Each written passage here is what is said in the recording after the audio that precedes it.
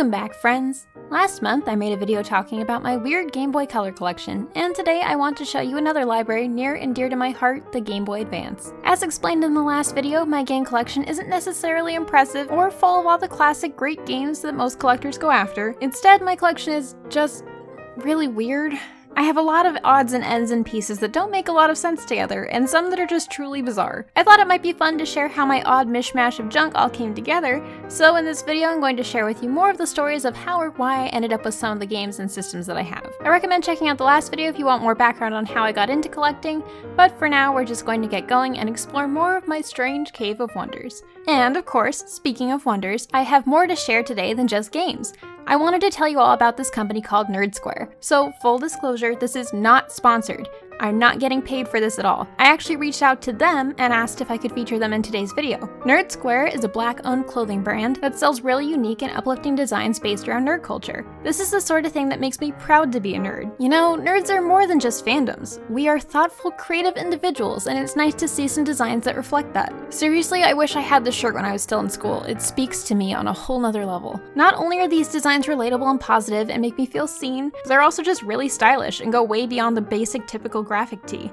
Nerd culture, but make it fashion, you know? I'm gonna order like everything in the store basically. So when I reached out to them and asked them if I could feature their products today, they were kind enough to provide the samples I've been wearing in this video, and also hook you all up with a sweet promo code. If you'd like to support a Black business and snag yourself some really cool designs, use promo code Tama Hiroka for 10% off any order over $50. Click the link in the video description to check them out and grab some of these lovely clothes for yourself. By the way, thanks to everyone who ordered the Tama plush last month. We sold enough of them that it's going to be produced, so keep an eye out for yours in the mail once they go into production. Starting once again with consoles, I have to admit I do not still have my original pink translucent Game Boy Advance from my childhood. Unfortunately, in 4th grade, I got really sick with some kind of bug and had to stay at my grandparents' house during the day while my mom was at work. This meant going back and forth between houses with a bunch of stuff, including my Game Boy Advance, Pokemon Sapphire, and some children's cough medicine. They all got packed together one night in a Ziploc bag, and when we got home we realized the bottle of cough syrup had come open and my console was swimming in a pool of bright red sticky liquid. We tried to wash it out, but the system was ruined. The game survived, but would freeze and fail to save for a while afterward, and the clock battery has never worked since. Thankfully, my mom was kind enough to replace the system with this black Toys R Us exclusive,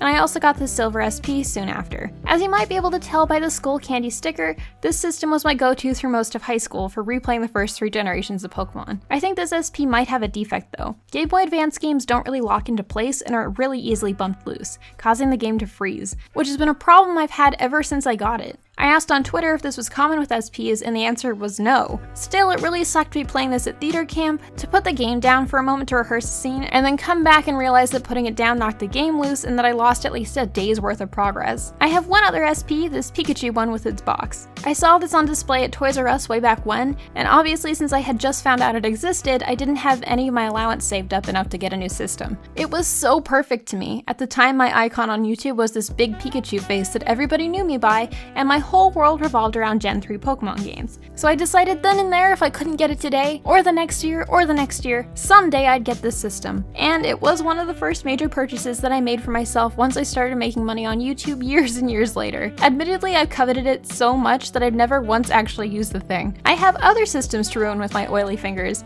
This one is more of a symbol of dreaming of something dumb, like wanting a system that you can't afford in middle or high school, and then becoming an adult and just being able to decide to buy something you want with your own hard-earned money. And then I guess the irony of not even using that thing once and wasting it as a display piece once you have it. I think a lot of people have something like that, some toy that they always wanted as a kid that they go after once they grow up, and then they just can't use it as an adult. Mine just happens to be somewhat extravagant. Finally, probably my favorite system is this Game Boy Micro. Game Boy Advance era must have been when I really formed my collector's mentality, because I was convinced that I needed to have one of every single iteration released. I genuinely love the design of the Micro, but it's not very practical to use. The overlays are very flimsy and easy to scratch, and it's nearly impossible to keep dust off the actual screen no matter how carefully you store everything. I hope at some point that there's more of a market for custom faceplates in the modding and retro hardware scene, because it's very hard to find the official ones released with the system in any kind of decent shape, and the designs were really limited.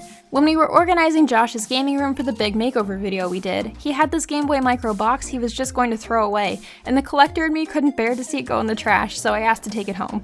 Collecting for the Game Boy Advance in the secondhand market is tough. For some reason, pirates figured out that carding Game Boy Advance ROMs was really easy compared to other systems, and so online listings and even local retro gaming stores have lots and lots of fakes floating around. This is why I haven't done as much Game Boy Advance collecting later in life as I did with other systems. It's hard to take that kind of risk with minimal cash if you don't know what you're getting is real or will even work. Of course, these days reproduction carts on most systems are common, but the Game Boy Advance era in particular has always been really plagued with this since the very beginning. The worst thing about most of these fake carts is that they're unreliable. Game Boy Advance games used a handful of different methods for saving data, and it varied dependent on the game. SRAM with a battery, flash, EEPROM, there wasn't really a consistent standard. That's why fake games tend to have higher rates of failure holding onto data. Many people who cart the games don't bother to make sure that the ROM itself is compatible with the hardware on the boards that they're using. For example, I got this copy of More Friends in Mineral Town at Portland Retro in 2018, got it home and discovered that it couldn't hold a save. After doing some research, this game is not supposed to save to a battery, so it's possible that what I have is just a fake. Which is a shame because I was hunting for it specifically because I really wanted to actually play it.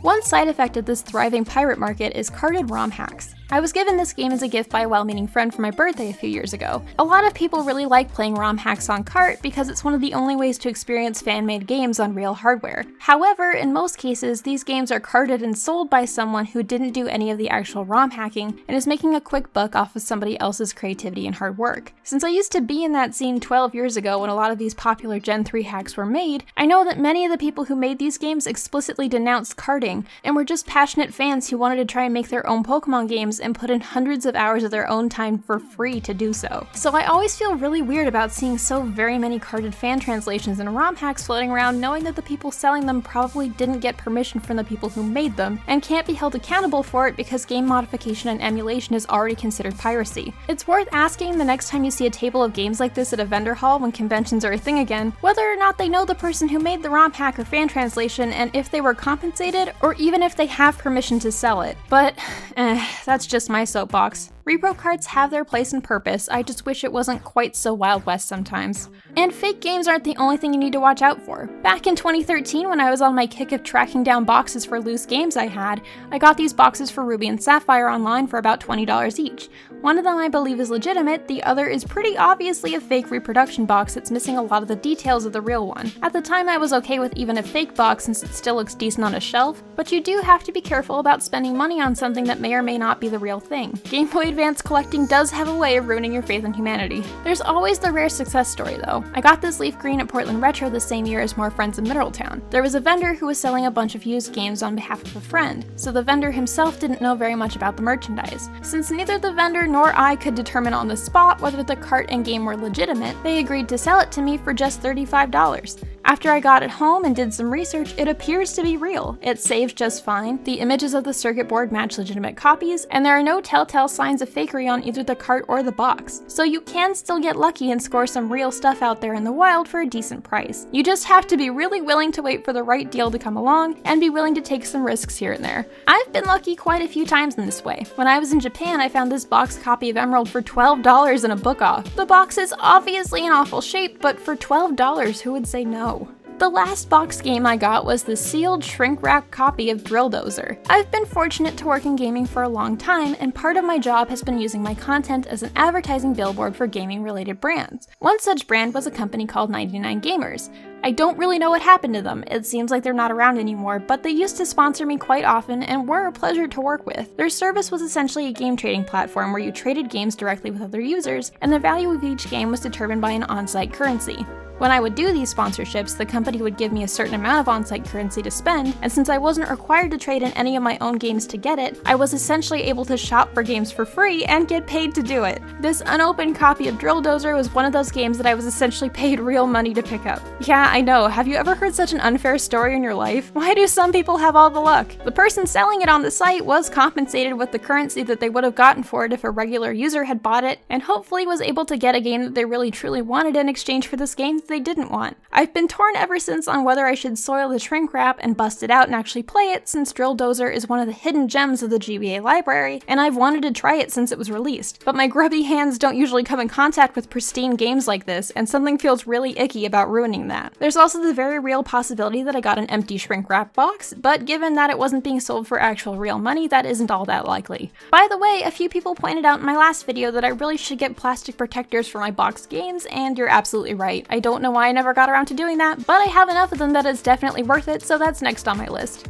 As for loose games, I do of course have the rest of the Pokemon GBA games, which are all my original retail copies. I used to have Red Rescue Team, but I traded it to a friend for something that I'll have to talk about in another video when we get to DS games. It's pretty bizarre. Pokemon Pinball Ruby and Sapphire is actually really underrated, and I recommend checking it out. I don't know why I have more than one copy of Game Boy Advance video for the first episode of Pokemon. I think one of them I bought myself originally, and then the other must have been gifted to me by a viewer. Here's that Donkey Kong Country that I traded Rugrats and Pears for. I don't know why the kid didn't want it, it's a really solid port. I don't have too many games in here that I grew up with, since Pokemon was all I really ever wanted or needed in my life, and by the Game Boy Advance era, I was old enough to pick out my own games rather than needing to rely on adults to know my interests. But there are a few non-Pokemon games here. It really sucks to talk about or even think about Harry Potter right now, so I say this half-heartedly, but this Harry Potter game was pretty good. One of the only other games I wanted enough to get new was Fire Emblem and the Sacred Stones, since Super Smash Bros. Melee got me interested in it. But I had the same problem that I had with Pikmin, where I didn't want any of my units to die, and I had to stop playing every time it happened, so I never finished the game. I also picked out Kingdom Hearts Chain of Memories. Lastly, this is embarrassing, but I was actually a huge Mary-Kate and Ashley fan, and I picked out Sweet 16 License to Drive of my own volition, fully knowing it would probably be a crappy shovelware game. The good news is the Game Boy Advance version of this game is actually fairly decent, with fun arcadey gameplay similar to Crazy Taxi.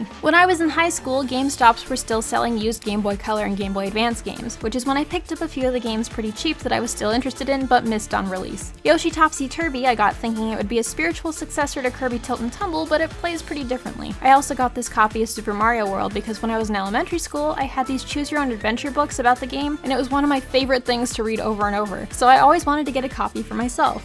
Unfortunately, this one is in such bad shape that it barely works and isn't really reliable to play. I wonder what happened to it. There are a handful of games in here that I got specifically to cover in videos. Mary-Kate and Ashley Girls Night Out was another pickup for the Games for Girls, and Him and Seek was a game I was considering covering following the Powerpuff Girls Game Boy Color games, but went with Chemical Extraction instead. So this is awkward, but a lot of the games here belong to my ex-boyfriend. When we split up, he decided he only wanted to take certain games and systems with him and let me buy the rest of his stuff off of him. So I kept a bunch of the games that he grew up with, and I don't have a lot of reference for them beyond what he told me about them. There were times that I considered covering this Star Wars one in a video because it's hilariously bad, but I've shelved the idea each time because I don't know who the audience would be for a video about a bad Star Wars game narrated by somebody who doesn't like Star Wars and doesn't have a dog in that fight. Some people might recognize Dokapon because in recent years they've released a beloved party game called Dokapon Kingdom, but this Game Boy Advance game is hot garbage and is a pretty blatant Pokemon ripoff.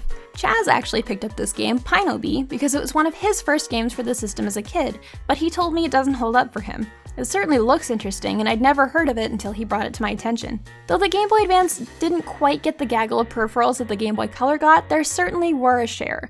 There are a lot of Game Boy Advance GameCube accessories that I couldn't decide if I wanted to cover in this video, but I decided that they fit more in with GameCube stuff, so we'll skip over those for now. I've got the classic Game Boy Advance link cable, the wireless adapter that came bundled with Pokemon Emerald, the Game Boy Advance e-reader, and a whole lot of cards. When I was in high school, I made a video about this thing, which is when I got most of them, along with a copy of Super Mario Bros. 3, since this is one of the only compatible Game Boy Advance games. Most of the compatible stuff is on the GameCube, weirdly enough. You can still watch the video over on my second channel, but I warn you, it is very 2011, and I don't have any eyebrows. I actually first got the e-reader because Ruby and Sapphire came bundled with these battle cards, and I was determined to figure out how to use them. Imagine my horror when I realized that just owning the peripheral wasn't enough to actually use the card.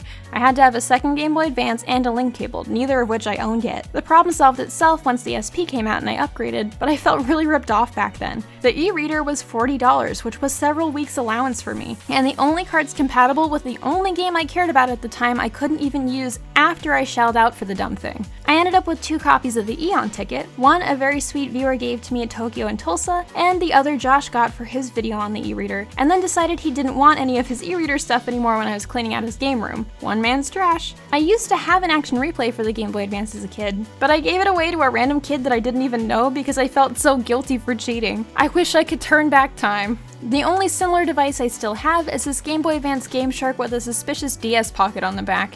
I had at least one other GBA Game Shark back in the day that didn't work at all, so these things were very hit and miss. Whew, I have rambled on a lot today. If you've made it this far, thanks for watching. There are a lot of games in here that I haven't revisited nearly as much as I have Game Boy Color stuff, and I wonder if it's because I was so hyper-focused on Pokemon during this era that I just didn't make any lasting memories with anything else. That was, of course, also the time period when I joined YouTube and found the Pokemon community online, so it paid off ultimately. But I don't think it would hurt now that I'm older to try and explore more of the other gems in this library. If only collecting for the system wasn't quite the crapshoot that it seems to be. Don't forget to check out Nerd Square in the description below, and stay tuned for next time when we move on to another era and check out more games in my collection. See ya!